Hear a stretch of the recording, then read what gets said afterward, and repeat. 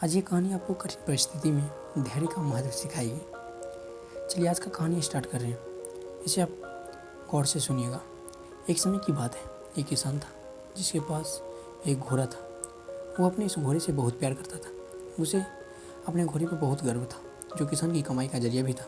अपनी इस कमाई से किसान अपने परिवार का पेट भरता था। लेकिन एक दिन वो घोड़ा भाग गया। उसके भागने के बाद समाज के लोग और उस किसान के पड़ोसी उसके पास आकर उससे कहने लगे, हे भगवान, तुम्हारा घोड़ा जिसमें तुम्हें बहुत घमंड था वो तो भाग गया। उसको सांत्वना देने लगा कि उसके साथ बहुत बुरा हुआ। लेकिन किसान ने उसका जवाब बहुत ही सहजता से देते हुए कहा, हाँ, बहुत बुरा हुआ। फिर अगले दिन घोड़ा वापस आ गया। लेकिन सिर्फ घोड़ा वापस नहीं आया, बल्कि वो अपने साथ 3 जंगली घोड़े भी लाया। फिर उसके पड़ोसी उसके पास दौड़ते हुए आए और उस किसान से कहने लगा, आपका घोड़ा आ गया और अपने साथ 3 और घोड़े भी लाया।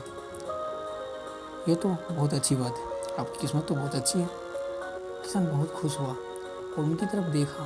फिर उसका जवाब बहुत ही साधारण रूप से दिया और कहा, हाँ शायद। कुछ दिन बाद किसान का बेटा उसी जंगली घोड़े में से एक किसी को काम के लिए उपयोगी बनाने की कोशिश कर रहा था। लेकिन इसी कोशिश के दौरान घोड़े ने उसे जमीन पर पटक दिया और उसका पैर बुरी तरह से टूट गया। उसके पड़ोसी उसे कहने लगे, उस पागल घोड़े के देखो, तुम्हारे बेटे के साथ क्या किया, उसका पैर तोड़ दिया। ये तो बहुत बुरा हुआ। किसान दुखी हुआ और फिर से उसी तरह जवाब दिया और कहा, हाँ शायद मेरे बेटे के साथ गलत हुआ। अगले दिन सेना के कुछ जवान उस किसान के घर आते हैं, जो जंग छिड़ने के कारण नए जवानों को भर्ती कर रहे होते हैं।